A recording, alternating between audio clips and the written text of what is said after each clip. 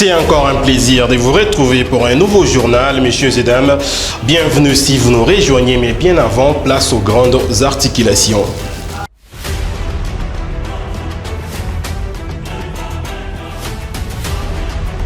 Exécution de la convention de collaboration entre la RDC et les groupements d'entreprises chinoises faisant suite aux conclusions de la mission d'évaluation de l'inspection générale des finances en RDC. C'est l'une des grandes questions évoquées au cours de la réunion hebdomadaire du Conseil des ministres nationaux de la RDC du vendredi 17 mars 2023 sous l'égide du chef de l'État congolais Félix Antoine Tshisekedi Tshilombo, qui a même déploré cette situation. Nous allons faire les points au cours de cette édition du journal. Et puis pour la deuxième fois consécutive, le candidat malheureux à l'élection présidentielle de 2018, Noël Tchangima Danvita, a déposé depuis le vendredi 17 mars 2023 à Kinshasa sa proposition de loi auprès du président de l'Assemblée nationale de la RDC, Christophe Mbosongo Diapwanga, sa proposition de loi qui vise le verrouillage d'accès aux postes de souveraineté que compte la République démocratique du Congo. Voilà tout pour les titres. Le développement, c'est tout de suite.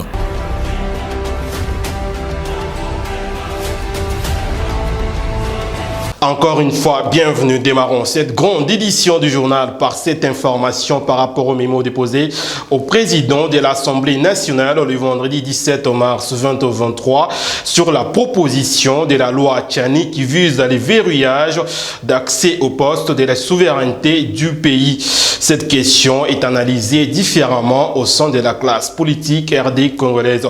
Suivez ces reportages de Gérard Isaac Songwa et Gisèle Kabongo.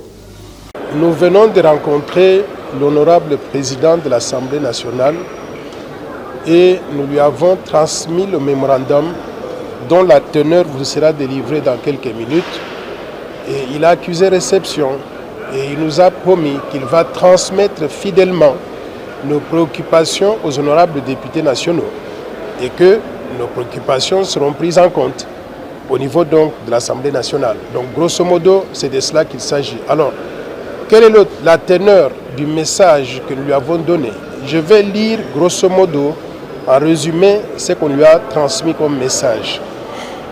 On lui a dit, honorable président de l'Assemblée nationale, nous sommes la force du changement, FDC en sigle, un parti politique créé par arrêté du vice-premier ministre et ministre de l'Intérieur. Notre parti politique a comme vision de développement le plan Marshall pour la reconstruction et le développement de la RDC. Nous militons pour la bonne gouvernance, l'état de droit, la lutte contre les antivaleurs telles que la corruption, le détournement des fonds publics, la prédation des ressources minières. Nous luttons aussi pour la démocratie, le patriotisme, la défense de la souveraineté nationale et de l'intégrité territoriale, le libéralisme économique avec une dose raisonnable de l'interventionnisme étatique et le développement économique et social avec équité. Et nous avons expliqué que par développement économique et social avec équité, nous entendons un développement économique qui profite à tous les Congolais et à toutes les Congolaises sans exception. Pas simplement des histoires qu'on nous présente donc dans les chiffres du cadre macroéconomique, mais nous voulons que ce développement économique se traduise par l'amélioration du vécu quotidien de la population congolaise. Nous lui avons dit, honorable président de l'Assemblée nationale, nous, peuple congolais, nous sommes soucieux de la sécurité et de la protection de l'ensemble du territoire congolais où l'idée de la balkanisation demeure un projet par ceux qui ne cesse de convoiter son immense richesse, sa grandeur d'un pays continent et ses diverses cultures. Nous sommes animés par le souci patriotique de voir la République démocratique du Congo rester dans ses frontières du 30 juin 1960, unie et indivisible. Nous demandons à l'Assemblée nationale d'aligner pour débat et vote le chargé des missions du chef de l'État, en la personne de Michel Kaboué, a participé ce samedi 18 mars 2023 à la cérémonie d'adhésion massive à la fédération de l'UDPS Lubumbashi. Au cours de cette manifestation, le ministère du chef de l'État a prêché sur l'unité. Suivez.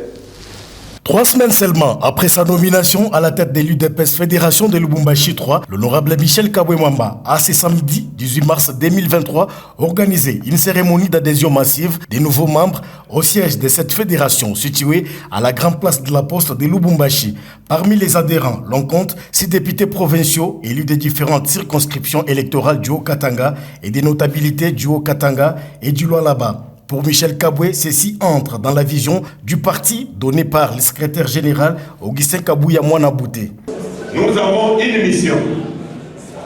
La mission nous confiée par le général, le secrétaire général Kabouya Mwanabouté est celle de recruter. La mission est tout. Pour atteindre la majorité, il est tout a besoin. Il faut aller vers les autres. Il faut donner quoi tu vas mobiliser comme font les évangélistes.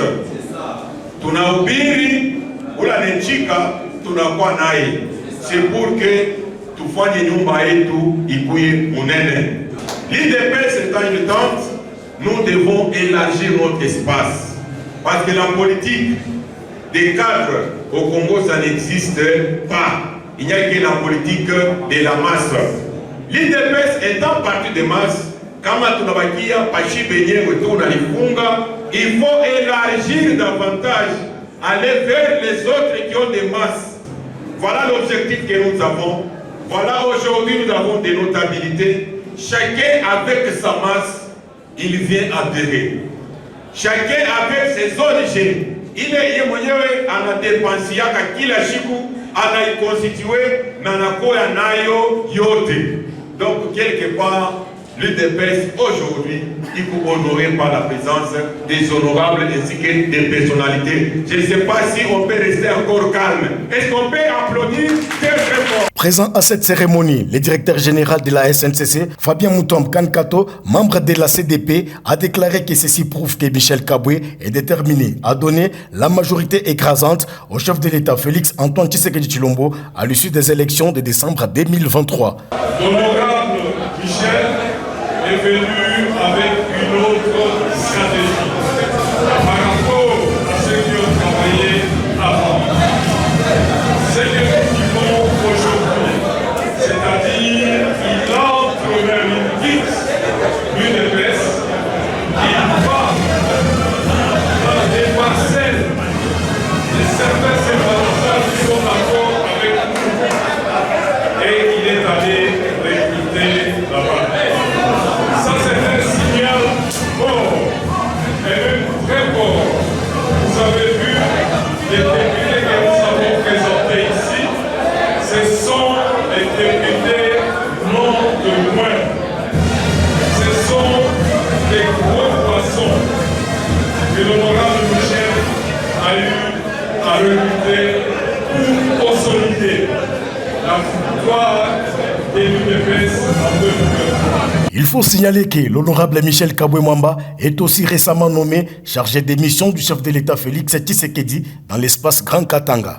Une vingtaine de présumés criminels interpellés par la police nationale congolaise du Nord Kivu lors d'une opération mixte débouclage dans la ville de Beni. C'est là dans les soucis d'éradiquer complètement l'insécurité urbaine. Nous avons amorcé une grande opération cette nuit.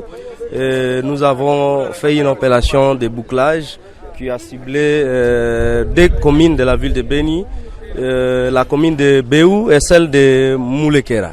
Oui, nous avons ciblé ces communes, nous précisons bien que ce sont des cibles et nous pensons qu'il y aura d'autres étapes qui suivront après ça. Il y a des cibles quand même de certaines maisons qui ont été ciblées. Et nous avons essayé de boucler, par exemple dans la commune de Béou, nous avons bouclé les quartiers Biaoutou, nous avons bouclé aussi les quartiers Benengoulé. Et nous sommes descendus. Le bilan, c'est en général, et donc dans les quartiers Tamende aussi, et les quartiers Ngongolio. Nous avons interpellé 28 personnes, dont 24 hommes et 4 femmes. Ils ont été interpellés pourquoi? Parce que d'autres ont été retrouvés avec des sacs de ciment volés. Je précise ici bien qu'il s'agit de 3 sacs volés, de 3 sacs de ciment. Et donc, les personnes en question vont nous exposer leurs factures. Nous avons aussi eu à récupérer 2 écrans téléviseurs nous avons récupéré des armes garnies, des chargeurs. Et non identifiés, bien sûr, je précise. Il y a ici, chaises en plastique, une quantité importante de chanvre à fumer, un lot important de la boisson fortement alcoolisée et prohibée par le gouvernement congolais. Le message que nous avons, c'est la collaboration et nous encourageons cette population en premier lieu. C'est cette population qui nous dénonce toujours et qu'elle continue ainsi, qu'elle continue à cibler aussi les lieux qui sont suspects. Et nous, la police, nous sommes là et nous sommes en train de travailler au service de cette population. Et donc nous sommes à l'écoute de la population parce que nous sommes une police de proximité. C'est déjà un problème, c'est-à-dire nous avons besoin que ces phénomènes soient éradiqués dans la ville. C'est ça notre objectif, nous devons éradiquer. Nous avions besoin qu'il y ait zéro chanvre à fumer dans la ville de Beni. Ça permettra d'évoluer encore une façon pour la jeunesse de se prendre à charge et non à des bêtises pareilles. Parce qu'il y a des fois ces lieux qui sont mis en place pour réceptionner les fumeurs de chanvre à fumer. Ce sont des lieux qui nous créent des problèmes dans différents quartiers ici que je venais de vous préciser. Vous êtes sans ignorer ici que ça a fait un certain moment que Ngongolio faisait toujours des problèmes. Et Boutili Moulekera faisait toujours des problèmes. Il fallait que nous travaillions en collaboration avec la population. Le reste est là et nous ne devons pas exposer ça, mais nous avons travaillé ensemble. Voilà les deux armes qui sont déjà là. Au cours du Conseil des ministres du vendredi 17 mars 2023, le président de la République, Félix-Antoine Tshisekedi Tshilombo, a déploré la situation qui prévaut dans l'exécution de la convention de collaboration entre la RDC et le groupement d'entreprises chinoises, faisant suite aux conclusions de la mission d'évaluation de l'IGF. Plus de détails dans ces propos recueillis par moi, Vrai Patient Tomba. Faisant suite aux conclusions de la mission d'évaluation de l'Inspection générale des finances, IGF, sur l'exécution de la convention de collaboration signée le 22 avril 2008 entre la République démocratique du Congo et les groupements d'entreprises chinoises constitués par China Airways Corporation et Sinohydro, le président de la République a rappelé que celles-ci font état, entre autres, des cas de non-respect des dispositions des contrats, de l'inexécution des engagements contractuels et des subjectivités dans certains actes posés par le parti.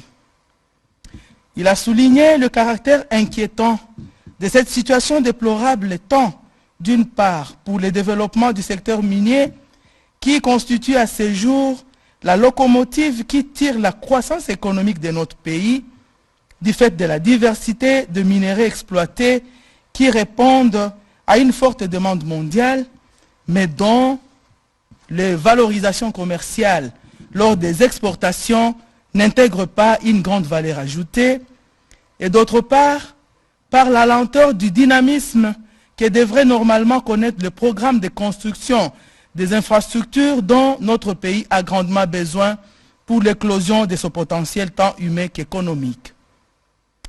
Face à cet état de choses, le président de la République a évoqué l'impérieuse nécessité d'une révisitation de cette convention dans le sens d'un rééquilibrage des avantages visant à garantir les intérêts de la République démocratique du Congo dans l'exploitation de la Sicomine SA.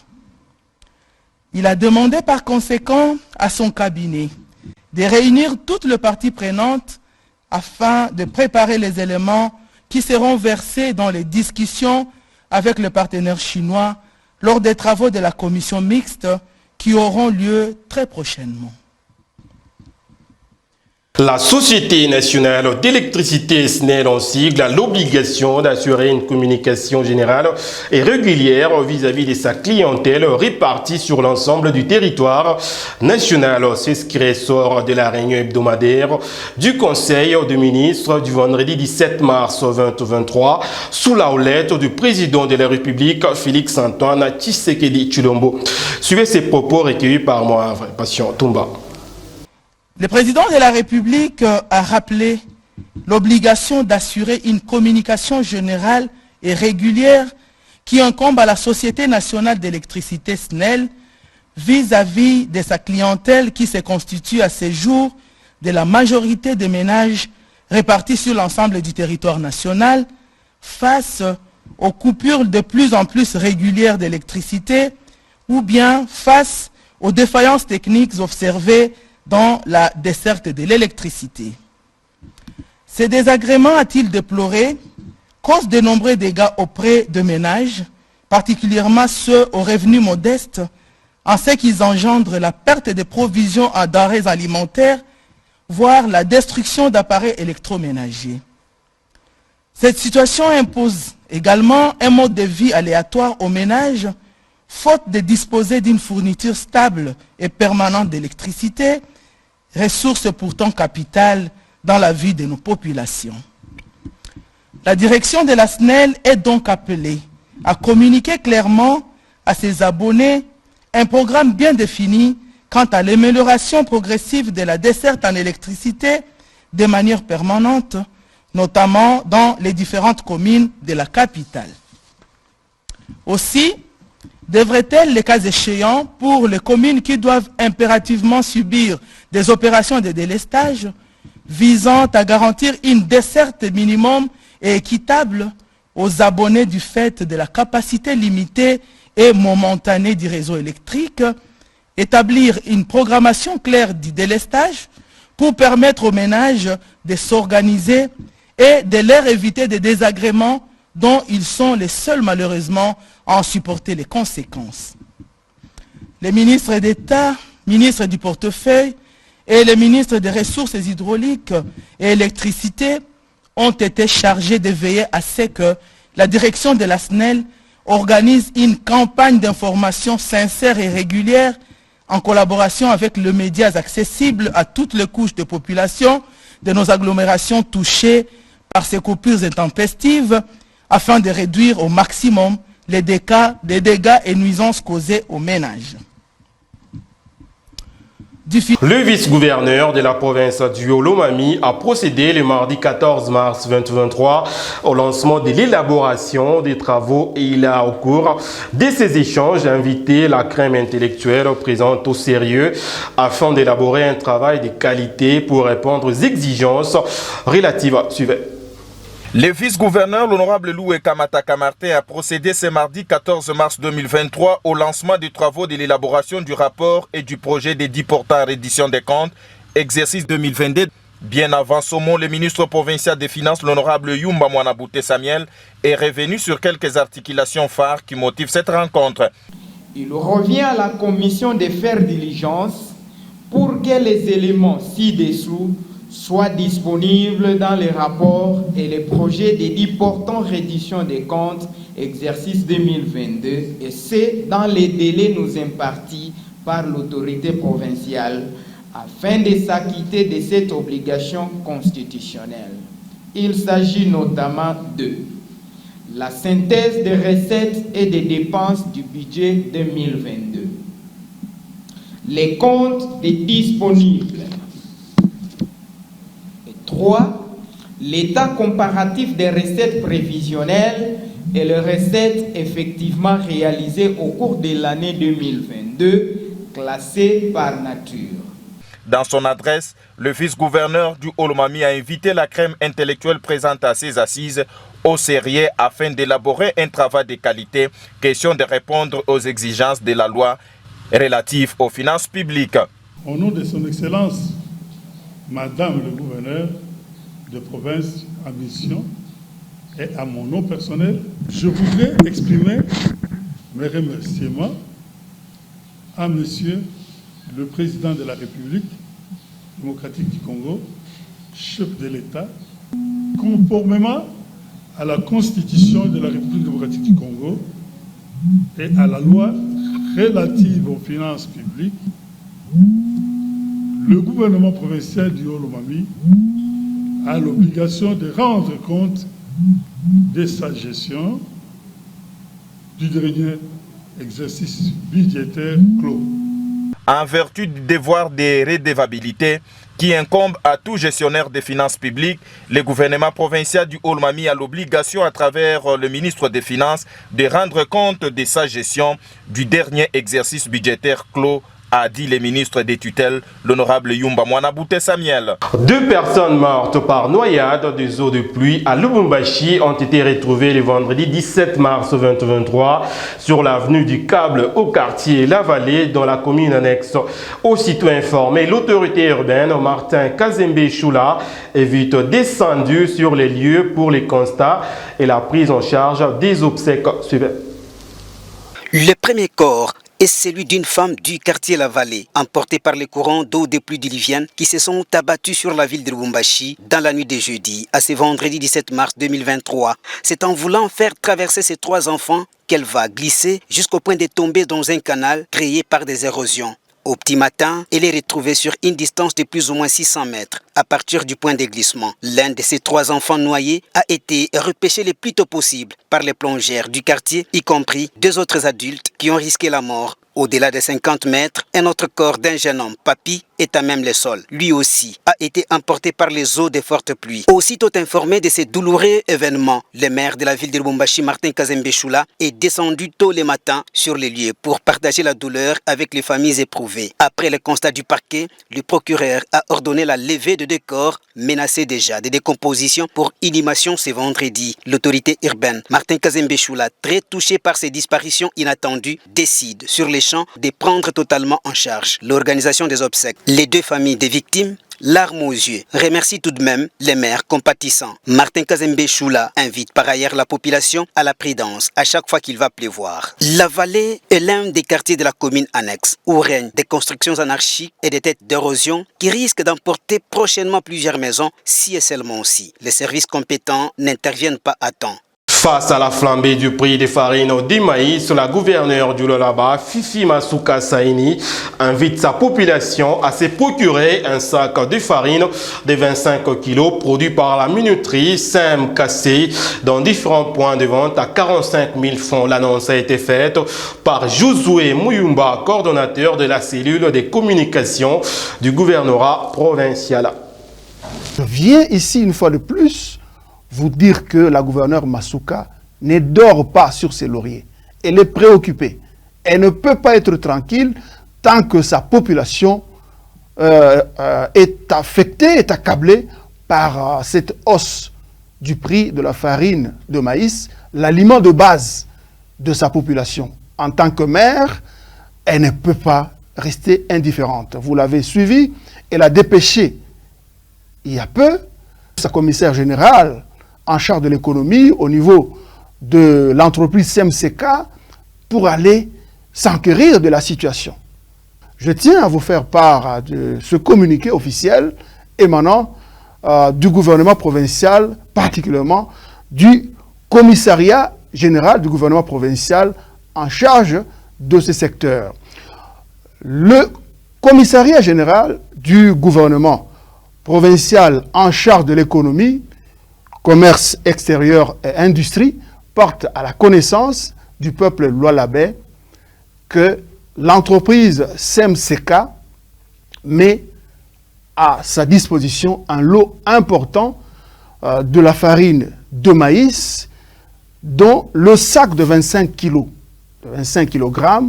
va être vendu à 45 000 francs congolais. Pour cela, différents points de vente ont été ciblés. Il s'agit, 1.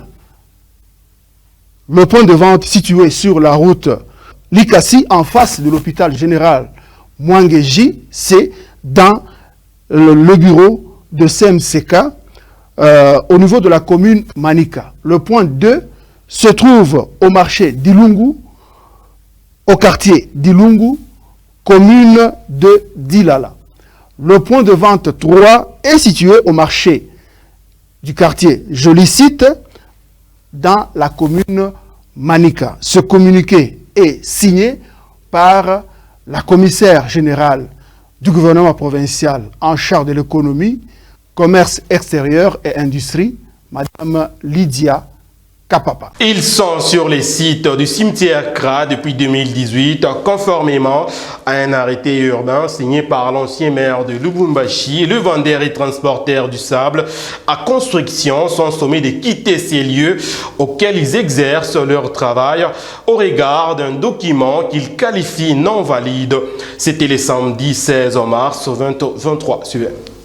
Ces transporteurs, vendeurs et revendeurs de sable sur les sites Kra disent non à une éventuelle délocalisation. Selon eux, c'est depuis 2018 qu'ils ont obtenu l'autorisation d'œuvrer sur ces sites à travers un arrêté urbain de l'ex-maire Guilain Lubababoulouma. Malheureusement, ils ont été surpris avec un soi-disant document sans signature ni sceau leur demandant de quitter les lieux. Ce sont des pères de famille. Monsieur le maire Martin Kazembe-Chole, et qu'on a décidé tout quitter na apa, turudie pa ile le même endroit bari tutoshaka. Ensemble il siégeait quand tu as eu mambo ya sheba kaujisha mchanga tushuke apa. Gouvernorat il kuya au courant ya hii mambo. Pa ifuashi tuko au moins à peu près 500 véhicules. Kama tunafia tubalule bantu moto kama tukibeba ta 2 personnes. Ni combien de personnes tukunayo hapa? Plus de 600 personnes il est qu'on a vivre hapa. Et pour Alex Mubenga, président de cette fédération des transporteurs, vendeurs et revendeurs de sable, sollicite l'intervention du gouverneur des provinces Jacques Kiabula Katwe Diwandani, du ministre de l'Intérieur provincial et du président de la République démocratique du Congo, Félix Antoine Tshilombo Tshisekedi. Tout qu'on a supplié ba autorité. Atu ya pata invitation ata ya burgomestre moya hapa. Miko na lomba, monsieur le gouverneur, papa Kiabula Katwe. I peuple yote iko hapa. Iko kumukongo yako. Tunakatala shia bakwa kutuderute. Ministre wa intérieur, tunakatala bantu batu détourner. Tout comme Mikongo yenu. C'est aux autres d'ajouter que cet endroit, considéré autrefois comme un cimetière à tombeaux ouverts, grâce à ces transporteurs, ces lieux est aujourd'hui sécurisé d'après ces derniers. Insécurité ilikuya hapa barikuwa beko na uwa bantu, beko nafanya bantu bibaya. Esna le mwenyewe alishinda kwa entretenir hii fuashi. Mais présence yetu hii fuashi Vu que l'année 2023 est une année électorale, il n'est pas bon de soulever des troubles publics, a ajouté Alex Mubenga, président. L'opération hebdomadaire d'assainissement du Mulier dans la commune Ouachi à Lubumbashi s'est bel et bien déroulée les jeudis 16 mars 2023 sur différents sites choisis par la bourgmestre de cette entité, Madame Lucie Mujinga, accompagnée de son adjoint. Bienvenue Kishimba. Suivez. La journée du jeudi 16 mars était pleinement dédiée au salongo spécial à la commune Ouachi. Pour sa descente, le numéro 1 de cette entité, le bourgmestre Lucie Mujinga Mutanda, a ciblé plusieurs coins de sa municipalité, notamment le quartier Congo et le quartier Kalukuluku premier. Hormis les travaux d'assainissement, l'autorité municipale a tenu également à recadrer les marchands à la sauvette, à respecter les limites établies. Kama muko pale bataweza kufinyika hata mancho me kama mwe muku natoka pale munakuya mkaburi nyotokari itapita wapi? Pour ceux n'ayant pas obtempéré aux injonctions données, leur sort était connu sur les champs.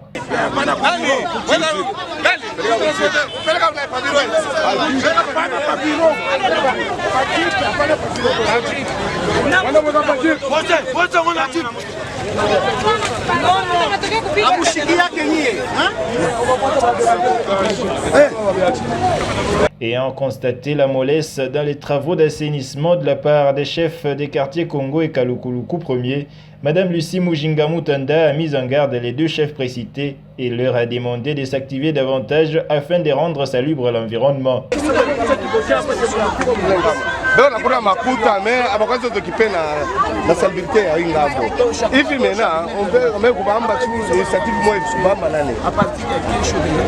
Mais bien avant, l'autorité municipale Lucie Mujinga Mutanda a fait un bref passage au quartier Kawama 2 où un présumé bandit était victime d'une justice populaire après être reconnu coupable des vols des rideaux et instruments dans une église.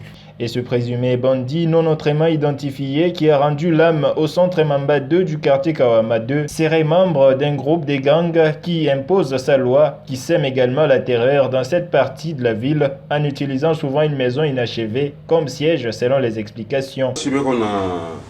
Futia mabange yabo fashi beko na wakulala fashi beko na wafutia mabange. Alors hapa leo ule kama population na fanya justice tuna regrette mai paka vile kusema population. Pour sa part, le bourgmestre Lucie Mujinga a condamné l'acte de se rendre justice tout en demandant à la population de rester vigilante et dénoncer l'ennemi. Les gens ne peuvent pas se rendre justice. L'État est là. Mais quand vous prenez la charge de tuer, là, ce n'est pas vous condamner. Célébration ce 18 mars 2023 de la journée mondiale du recyclage. Cette initiative encourage la population mondiale à valoriser les déchets plastiques pour les transformer en d'autres objets à utiliser. Pour l'Embaya, nous signons ses commentaires. De nombreuses campagnes à travers le monde ont démontré le rôle fondamental que joue le recyclage dans la protection des ressources naturelles et du climat. Le recyclage permet non seulement de préserver les ressources naturelles et les maintenir dans les circuits des matériaux, mais aussi de réduire la pollution causée par le CO2 afin d'économiser l'énergie. Le recyclage est un élément important de l'économie circulaire puisqu'il joue un rôle important dans la protection de toutes les ressources naturelles. Chaque année, les matières recyclées, notamment les plastiques, permettent d'économiser à peu près 700 millions de tonnes émis par le CO2. Ce chiffre devrait passer à 1 milliard de tonnes à l'horizon 2030. Il faut noter également que 9% des plastiques enregistrés dans le monde ont été recyclés. Terminons cette grande édition du journal par cette page noire décidée depuis le vendredi 17 mars 2023 à Lubumbashi dans la province du Haut-Katanga. Les journalistes et chroniqueurs de la radio-télévision canal Lubumbashi Karel Kadima suscitent des témoignages au sein de ses confrères. Suivez-le dans ses propos recueillis par Gérard Isaac Songwa. Karel Kadima, je l'ai connu vers les années 2008-2009 et quand j'ai intégré encore la RTCL, nous avons acheminé ensemble avec ce gars. Ici, je dirais, c'est un gars vraiment non conflictuel. Il n'a jamais été conflictuel de son vivant. C'est un gars qui était sociable, coopératif avec tout le monde. Mais un côté aussi, il était taquin. Mais je pense que nous venons de perdre un monsieur, une personne bien. Et Karel Kadima, du côté positif que je retiens encore de lui, il a au moins révolutionné la musique louchoise. Il est parmi les grands, les chroniqueurs qui se sont battus dans la ville de Lubumbashi pour faire la promotion de la musique louchoise. Si aujourd'hui, quand même, la musique louchoise a connu une expansion, nous dirons que Karel Kadima a aussi joué un grand rôle dans cette promotion-là. Et avec lui, vous allez constater chaque fois que si vous étiez en train de suivre l'émission Taxi Louboum, vous sentez qu'il avait donné une particularité à cette musique louchoise. Il faisait les choses de sa manière et de sa façon. En tout cas, ce n'était pas du copier-coller. En tout cas, vous sentez que même les rubriques créées dans cette émission, c'était une exclusivité signée Karel Kadima. Nous sommes vraiment chagrinés avec la disparition totale de notre éminent confrère de la RTCL en la personne de Karel Kadima, qui était chroniqueur de l'émission Taxi Louboum. En tout cas, au nom de la famille communicationnelle de Lubumbashi, je présente mes condoléances les plus attristées à sa famille biologique. Mais aussi, j'ai quand même quelques bons témoignages en mémoire de l'illustre disparu, qui est notre confrère bien-aimé, Karel. Je crois qu'il était vraiment un homme de bien, un homme de paix, tolérant, très humble, différent de plusieurs chroniqueurs que j'ai eu à rencontrer ou à connaître sur la ville de Lubumbashi. Il était unique à son genre, surtout par rapport à sa courtoisie, sa simplicité. Il était difficile de croire que Karel faisait partie du monde des chroniqueurs parce que Actuellement, la plupart des chroniqueurs ont opté pour mode de vie, c'est l'orgueil tout simplement. En tout cas, nous sommes tellement dans une tristesse la plus profonde en attendant le programme de son enterrement. C'est un ami que j'ai connu pendant plusieurs années. Un ami avec lequel je n'ai pas connu des problèmes disant que non, il y a ça. Il n'y avait pas. Karel, tu es parti. Je suis allé. J'étais là. J'ai vu. J'ai fui. Je n'ai pas fui. J'ai fui et puis je n'ai pas fui. Je me suis retenu seulement. Mon frère, tu as été un leader, cher ami. Je garde beaucoup de souvenirs pour toi. Restons ensemble. Là où tu es parti, tu dois juste précéder. Je t'aime. Je t'aime. Je t'aimerai. Alors c'est avec beaucoup d'amertume que nous avons appris la disparition, la triste disparition d'ailleurs de notre estimé confrère de la RTCL, qui était également docteur, Karel Kadibanga, celui affectueusement qu'on appelait les cas au cube. On ne peut que remercier l'être suprême, l'alpha et l'oméga, c'est lui qui a permis que ces événements ne puissent arriver. Certes, c'est une perte pour la presse congolaise en général et particulier celle louchoise. Nous profitons de l'occasion, question de communiquer nos sincères condoléances à sa famille professionnelle et à sa famille biologique. Ce journal est terminé. Place au rappel des titres pour ceux qui nous ont pris en cours de diffusion.